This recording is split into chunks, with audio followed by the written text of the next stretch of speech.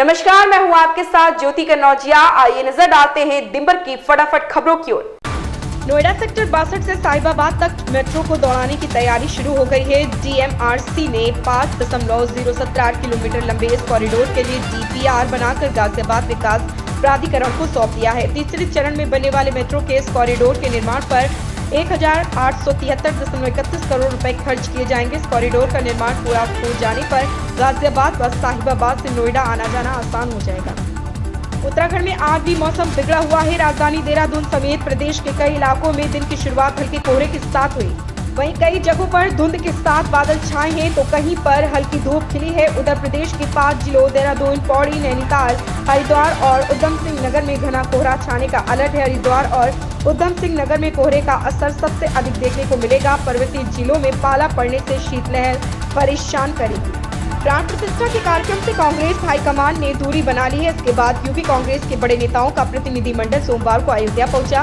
वहां नेताओं ने सरयू नदी में डुबकी लगाने के बाद रामलला के दर्शन किए। राजनीतिक हलकों में अब यह सवाल उठ रहे हैं कि क्या कांग्रेस राम मंदिर को लेकर बैलेंस करने की कोशिश कर रहा है। मध्य प्रदेश कांग्रेस के नेता जीतू पटवारी भी कह चुके हैं कि वह भी लाखों कार्यकर्ताओं के साथ राम मंदिर के दर्शन करने जाएंगे। राज्यसभा सदस्य दीपेंद्र सिंह हुड्डा सहित कांग्रेस के कई वरिष्ठ नेताओं ने मकर संक्रांति पर सोमवार को रामलला के दरबार में मत्था टेका। सुखद अनुभूति का एहसास बताया, विश्व में शांति का आशीर्वाद मांगा। उपराष्ट्रपति जगदीप धनखड़ ने चक्रवात जैसी मौसमी घटनाओं का समय पर पूर्वानुमान जारी कर गहरे समुद्र में जाने वाले लोगों की जिंदगी बचाने में अहम भूमिका निभाने के लिए भारत मौसम विज्ञान विभाग की सराहना की है। उन्होंने कहा कि खेत जोतने वाला किसान हो या देश की सीमाओं की रक्षा करने वाला जवान, आईएमडी हर किसी की राह को आसान किया। उपराष्ट्रपति ने, जो राज्यसभा के सभापति भी हैं, सोमवार को यह आईएमडी की 150वीं वर्षगांठ के मौके पर साल भर चलने वाले समारोह की शुरुआत करते हुए चुटकी भी ली है। सुप्रीम कोर्ट ने मथुरा की श्री कृष्ण जन्मभूमि शाही ईदगाह मस्जिद विवाद के संबंध में एक बड़ा फैसला सुनाया। कोर्ट ने मस्जिद का निरीक्षण करने के लिए आयुक्त कोर्ट कमिश्नर नियुक्त करने के इलाहाबाद हाई कोर्ट के आदेश पर रोक लगा दी। हालांकि कोर्ट ने कहा कि अदालत मामले की सुनवाई जारी रखे।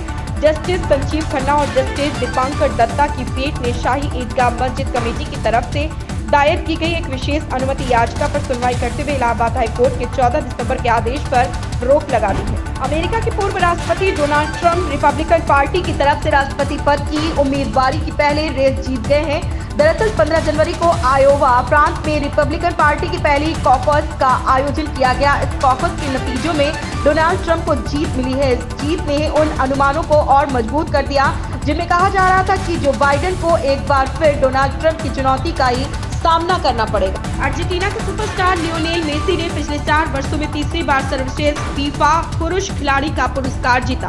उन्होंने करीबी मुकाबले में नॉर्वेजियन स्ट्राइकर एलेन हालेट को पीछा छोड़ा। वहीं महिलाओं में एताना बोनमती ने यह पुरस्कार अपने नाम किया। सितारों से सजे एक समारोह में स्पेन और बार्सिलोना के स्ट्राइकर एताना बोनमती को द बेस्ट फीफा अवार्ड्स में सर्वश्रेष्ठ फीफा महिला खिलाड़ी का पुरस्कार मिला। मैनचेस्टर सिटी के कोच पेप गार्डियोला ने 2023 के सर्वश्रेष्ठ पुरुष प्रबंधक का पुरस्कार जीता, जबकि इंग्लैंड की कोच सरीना विगमैन ने रिकॉर्ड चौथी बार महिलाओं के सर्वश्रेष्ठ कोच का पुरस्कार जीता।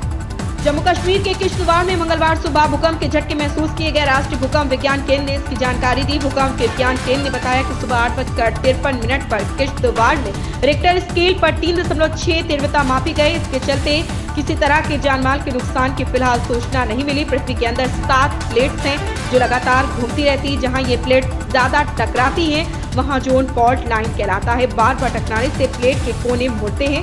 जब ज्यादा दबाव बनता है तो प्लेट्स टूटने लगती हैं। नीचे की ऊर्जा बाहर आने का रास्ता खोजती है और डिस्टर्बेंस के बाद भूकंप आता है। 2 सप्ताह से धूप नहीं निकलने और बारिश न होने से यमुनानगर में गेहूं की फसल में पीलापन आ गया है। फसल में आए पीलेपन से किसान भी परेशान हो गए। किसान फसल के पीलापन को पीला रतुआ समझ रहे हैं। इस पर किसान दवाओं व कीटनाशकों का छिड़काव कर रहे हैं। कृषि वैज्ञानिकों के अनुसार फिलहाल जिले में कहीं भी पीला रतुआ के संकेत नहीं मिले, लेकिन एक सप्ताह बाद समय गेहूं की फसल के लिए काफी हानिकारक माना जा रहा है। ऐसा इसलिए जनवरी के आखिरी सप्ताह से लेकर 15 फरवरी तक गेहूं की फसल में पीला रतुआ आने की संभावना बहुत ज्यादा रहती है। राजस्थान में शीतलहर की मार लगातार जारी है। पिछले कई दिनों से पश्चिमी राजस्थान के ज्यादातर जिलों में शीतलहर का प्रकोप जारी है। मौसम विज्ञान ने चेतावनी जारी की है कि मंगलवार को पूर्वी राजस्थान के अलवर, भरतपुर व पश्चिमी राजस्थान के सीकर, चूरू, गंगानगर और हनुमानगढ़ शीतलहर और घने कोहरे की चपेट में रहेंगे।